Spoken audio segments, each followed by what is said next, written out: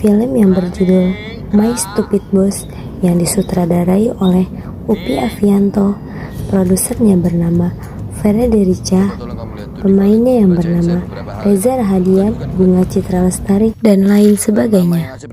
Film berjudul My Stupid Boss hasil garapan sutradara Upi Avianto ini mengisahkan tentang seorang karyawan wanita bernama Diana atau Bunga Citra Lestari.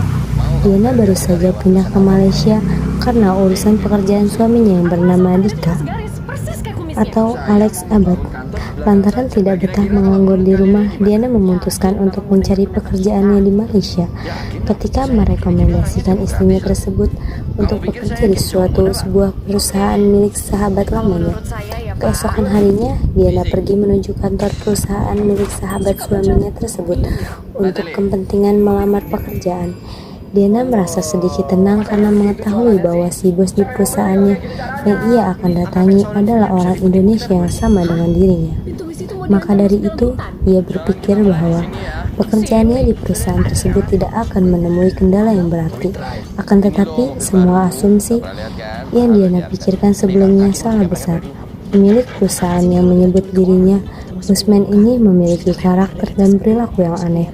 Ia selalu banyak bicara, penuh curiga, merasa selalu benar sendiri, pelit, dan segala tingkah laku aneh lainnya. Bahkan, ketika pertama kali Diana menemui Bosman, ia disangka seseorang anggota yayasan yang ingin meminta sumbangan. Namun, setelah beberapa saat mengalami keanehan-keanehan yang ditimbulkan oleh Bosman, akhirnya Diana diterima bekerja di perusahaan milik sahabat suaminya tersebut sebagai kerani atau kepala administrasi. Keanehan demi keanehan yang ada pada Bosman tidak berhenti sampai situ saja. Suatu ketika Bosman menelepon Diana pada pukul 2 malam hanya untuk sekedar mengingatkan agar rapat bisa dijadwalkan pada pukul 9 pagi. Bosman juga mengingatkan agar rapat jangan sampai tertunda dan jangan sampai ada karyawan yang terlambat. Padahal seluruh karyawan tersebut termasuk Diana datang ke kantor setiap harinya pada pukul 8 pagi. Keanehan terus terjadi sampai membuat Diana sangat kesal kepada atasannya itu. Tidak hanya Diana saja yang dibuat kesal oleh Bosman, tapi seluruh karyawan termasuk pada buruh di perusahaan tersebut memiliki masalah pribadi dengannya. Meski begitu, keanehan yang ditimbulkan oleh Bosman terhadap Diana dan karyawan yang lain masih tetap berlanjut, hingga akhirnya terjadi sebuah insiden yang membuat Diana benar-benar tidak terima. Bosman menuduh Diana telah menggelapkan uang perusahaan.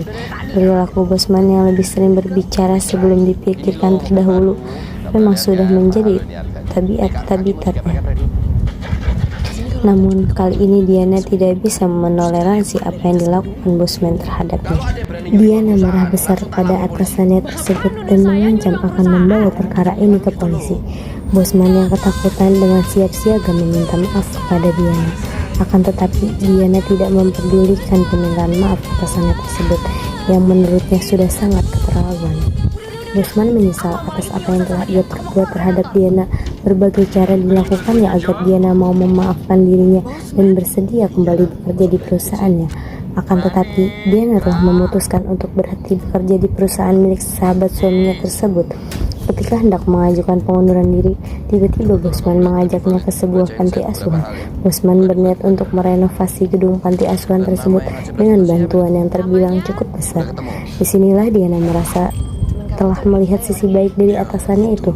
Dengan pertimbangan ini, akhirnya Diana membatalkan niatnya untuk berhenti di pekerjaan perusahaan temannya itu.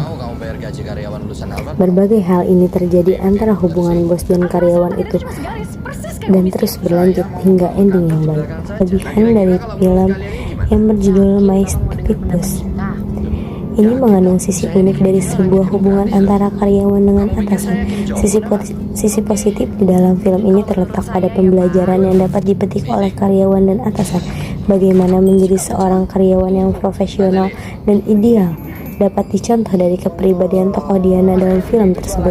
Sedangkan hal-hal negatif seperti yang ada pada kepribadian Bosman hendaknya dapat menjadi contoh untuk tidak ditiru dari setiap atasan suatu lembaga atau perusahaan. Selain itu, sisi positif dari film juga dapat dilihat dari kemasan genre komedi pada film sehingga mengundang gelak tawa penonton dalam setiap adegan serta dialognya. Kekurangan pada film ini terletak pada penggunaan lokasi syuting yang terlalu banyak berada dalam suasana kantor sehingga tidak terkesan adanya variasi lokasi pengambilan adegan. Selain itu, terdapat beberapa dialog yang dirasa tabu untuk diucapkan, misalnya pada kata kera yang ditunjukkan kepada Kerani, kepala administrasi. Meski dengan maksud bercanda kepada karyawan, hal ini semacam sebaiknya tidak dipertontonkan.